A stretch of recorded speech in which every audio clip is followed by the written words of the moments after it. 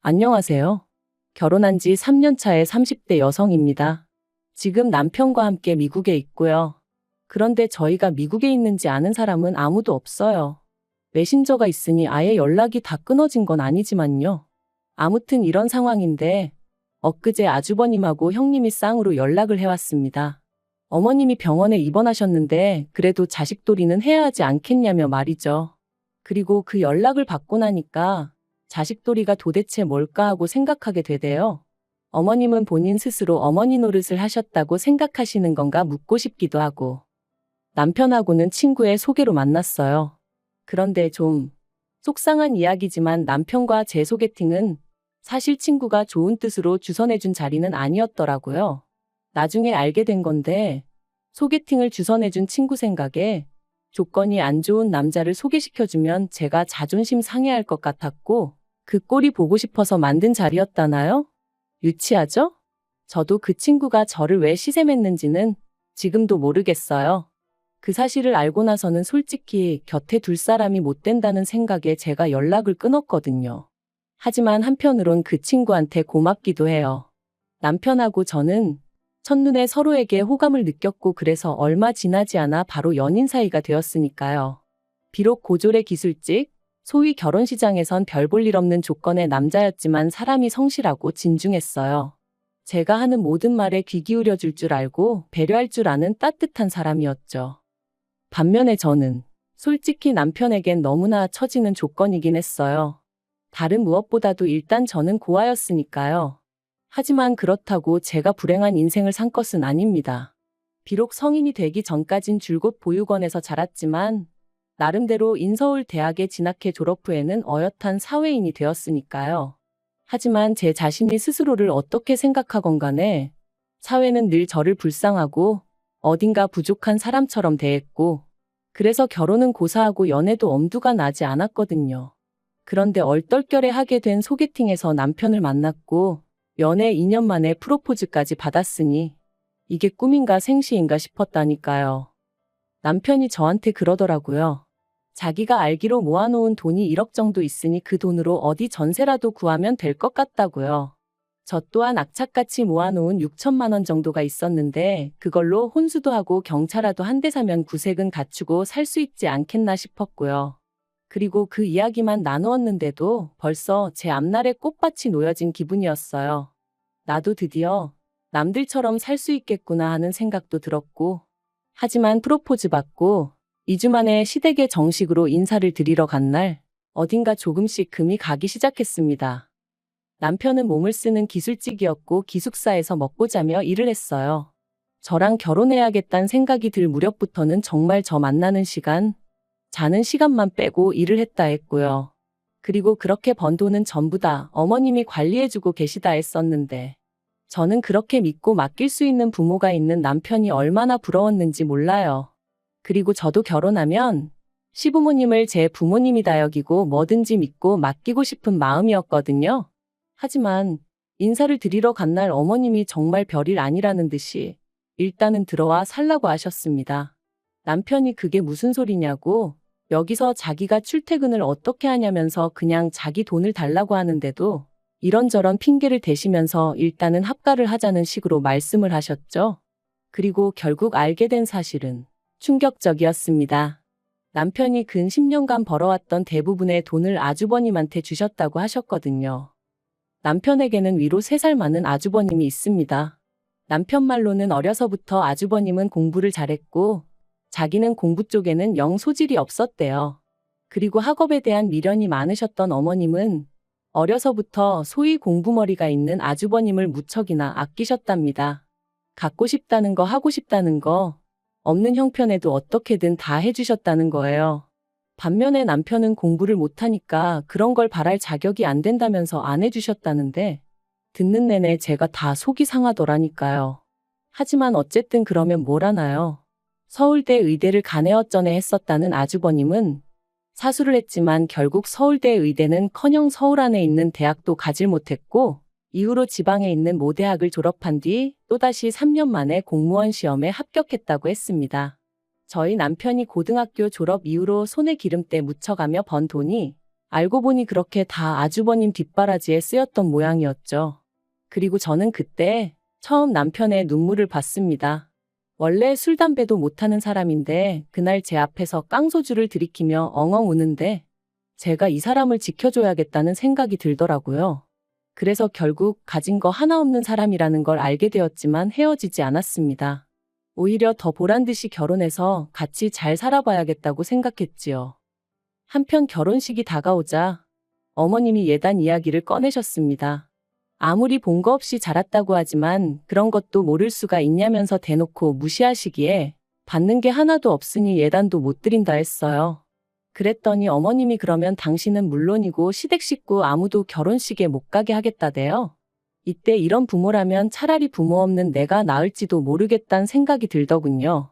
하지만 그것과는 별개로 비록 제가 말은 세게 했어도 저러다 진짜 아무도 안 오면 어떡하나 싶은 거예요. 가뜩이나 저도 하객이 얼마 없어 초라할 게 분명한데 남편까지 초라해질까봐 그것도 걱정이 되었고요. 그래서 결국 불량배한테 돈 빼앗기듯 예단 대신 현금 300만 원 드렸습니다. 그런데 어머님, 이걸로 가방 하나 못 산다며 어찌나 신경질을 내시던지 그때 어머님의 표정이 지금도 눈에 서네요. 그리고 정작 결혼식에 오실 땐 사이즈도 안 맞는 이모님 한복을 빌려 입고 오셔서는 저희 한번 안아주지도 않으시대요. 제가 있던 보육원 원장님과 저를 챙겨주시던 교수님이 아니셨다면 제 결혼식은 저에게 그저 눈물로만 남았을 뻔했어요. 그렇게 신혼생활을 시작하고 얼마 지나지 않았을 때였습니다.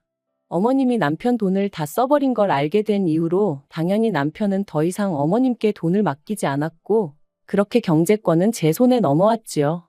그런데 이를 이유로 어머님이 말 그대로 행패를 부리기 시작하셨어요. 연락도 없이 툭하면 저희 집에 찾아와 현관문을 발로 차셨고 이웃에게 미안해 문이라도 열어드리면 집안 내 작은 집기들을 집어던지며 돈 내놓으라 말 그대로 깽판을 치셨거든요. 어쩜 이런 어머님 밑에서 내 남편 같은 사람이 자랐을까 싶기도 하고 경찰을 불러도 가족 문제니 별달리 도와줄 수가 없다며 저희더러 어머님을 잘 달래서 내보내라 하니 결국 해결책이 돈밖에 없었어요. 그래서 매달 50만 원씩 드리는 걸로 가까스로 어머님을 달랬는데 그 50만 원이 알고 보니 아주버님네 애들 학원비로 들어갔더라고요. 저희는 당장 먹고 사는 게 빠듯해서 애는 꿈도 못 꾸는 마당이었는데 그리고 이런 일들이 몇 번이나 반복되고 나니 아무리 제가 남편을 사랑한다고 해도 지치더라고요. 어떻게든 남편하고 똘똘 뭉쳐 보란 듯이 잘 살아보려고 했는데 이러다 내가 죽겠구나 싶었죠. 그래서 남편한테 이혼하자고 했어요. 어머님 때문에 더는 못 버티겠다고 차라리 혼자일 때가 나았다고 가족이 아니라 왼수라는 말이 이제 뭔지 정말 알겠다고요. 그랬더니 남편이 자기가 어머님을 버리겠다 하대요. 자기는 이제 저 없으면 안 된다면서 어머님 안 보고 살잡니다. 그런데 그게 말처럼 쉬운 일이 아니잖아요. 말 그대로 코딱지만한 땅덩어리에서. 그래서 아무리 남편이 안 보고 살자 해도 그게 그렇게 와닿지가 않았습니다. 그래서 천륜을 어떻게 끊냐 그냥 내가 물러나겠다 했는데 안 된대요. 자기가 어떻게든 방법을 찾겠다고 하더라고요. 그리고 그렇게 이혼 이야기가 오간 지 2달쯤 됐을 땐가 남편이 저더러 미국 가잡니다. 그래서 갑자기 그게 무슨 소리냐니까 남편이 일하는 회사에서 이번에 미국에 공장을 짓게 되었는데 남편더러 관리자로 가겠냐 하더래요. 그래서 그냥 무조건 가겠다고 했다면서 반년만 참아달라는 거였죠. 미국이라니 상상조차 못 해봤는데. 그런데 한편으론 남편과 처음 결혼을 약속했을 때처럼 뭔가 다시 밝은 미래가 보이는 기분이었어요. 인터넷을 찾아보니 못해도 10시간은 걸린다는데 그럼 어머님이 멋대로 찾아오진 못하시겠지 하는 생각도 들고 숨통이 트이는 기분이었죠. 그리고 올해 초 남편이 말했던 대로 저희는 미국에 나오게 되었습니다. 나오기 3주 전부터 조금씩 짐을 싸기 시작했는데 혹시나 어머님이나 아주버님네가 눈치를 채진 않을까 싶어 얼마나 조심스러웠는지 몰라요. 게다가 저도 스스로 좀 당황스러웠던 게 이렇게 가는 게 정말 맞는 걸까? 하는 생각이 들더라고요. 지금이야 남편이 저 없으면 안 된다고 하지만 훗날 저 때문에 어머님하고 연 끊었다 저 때문에 형하고도 틀어졌다. 그렇게 저를 원망하게 되면 어쩌나 하는 걱정이 되었거든요. 그래서 몇 번이나 남편에게 정말 괜찮겠냐, 후회 없냐 물었고, 그때마다 남편은 내가 내린 결정이다. 후회하지 않는다, 당신 탓하지 않을 거라며 저를 안심시키려 들었지만, 그럼에도 불구하고 어째서인지 하루가 다르게 걱정이 커져만 갔어요.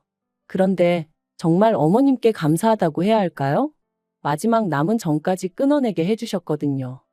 출국을 일주일 남기고 저희 나름대로 이별식이다 생각하며 어머님과 식사 자리를 갖게 되었습니다. 저희 계획대로라면 정말 마지막이 될 자리였으니 말 한마디라도 좋게 주고받을 수 있으면 살아가는데 위로가 되지 않을까 싶기도 했고요.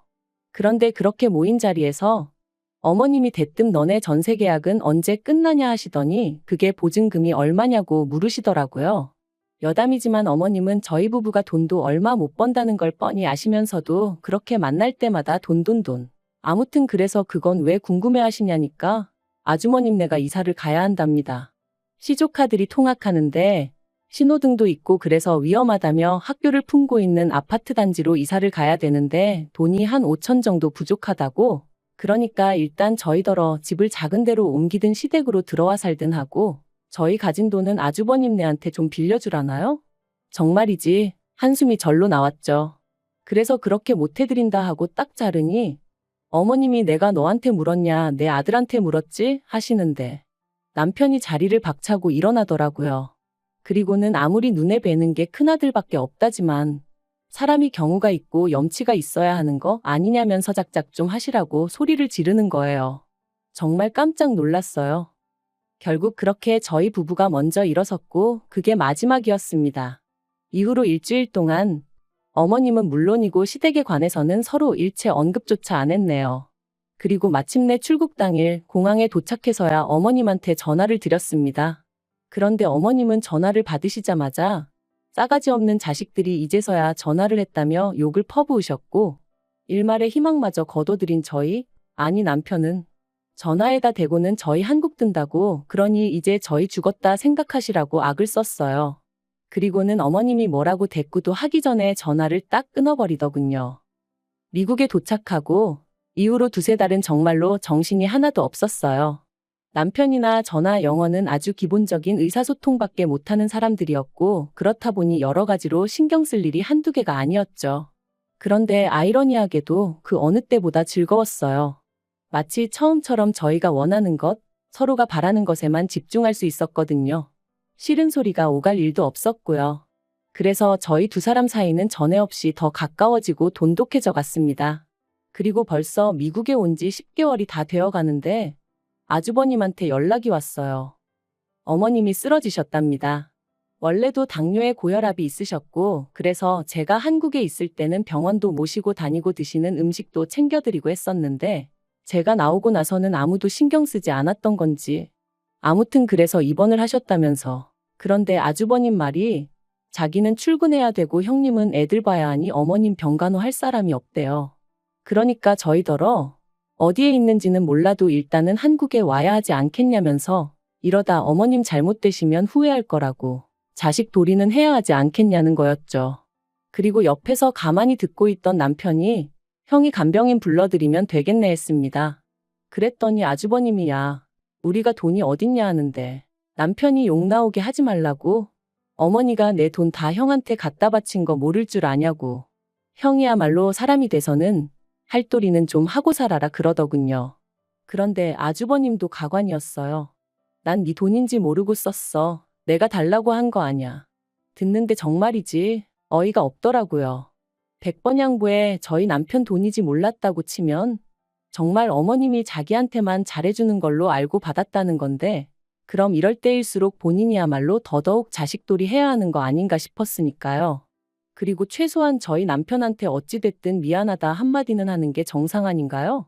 그래서 제가 남편더러 그만 얘기하라 했어요. 시간 낭비라고 인간 같지도 않다고요. 그리고 그렇게 전화를 끊고 저희는 둘 다 한참을 말없이 있었습니다. 남편은 씩씩대며 화를 참지 못했고 그런 남편을 보는 제 마음도 편치만은 않았으니까요. 무슨 말을 해야 할지, 위로를 해줘야 하는 건지 같이 화를 내야 하는 건지 그조차 가늠이 되질 않았네요.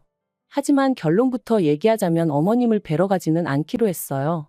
아무리 부모 자식 간이라고 해도 서로 간의 믿음이라던가 추억이라던가 그런 게 있어야 하는데 남편이 말하길 자기가 아무리 생각을 해봐도 그런 게 없답니다. 그러니 자기도 더는 뭘 해드리고 싶은 생각이 눈꼽만큼도 안 들고 솔직히 말해서 어머님이 병원에 계시다는 이야기를 들었어도 별로 걱정이 되질 않는다대요. 오히려 그 일로 아주버님이 저러고 나오는 게 꼴보기 싫을 뿐이라면서. 그리고 저는 이런 이야기를 듣는 동안 그래도 제가 명색이 며느리인데 모자간의 관계 회복을 위해서라도 나서는 게 맞지 않나 하는 생각도 하긴 했습니다만 결국엔 안 하기로 마음먹었어요. 나선다고 누구 하나 좋은 소리 해줄 것 같지도 않고 설령 해준다고 해도 그거 듣자고 제가 또 스트레스를 받을 걸 생각하니 엄두가 나지 않았거든요. 물론 남편이 저랑 한마음 한뜻이기에 이런 결정도 내릴 수 있었던 거지만요. 아무튼 지금은 남편하고 알콩달콩 오순도순 잘 지내고 있고 그래서 살만 납니다. 그리고 저에게 딱 한 가지 소원이 있다면 앞으로도 지난 2년, 지난 세월은 있고 지금처럼만 행복하게 지낼 수 있으면 좋겠다는 것뿐이에요.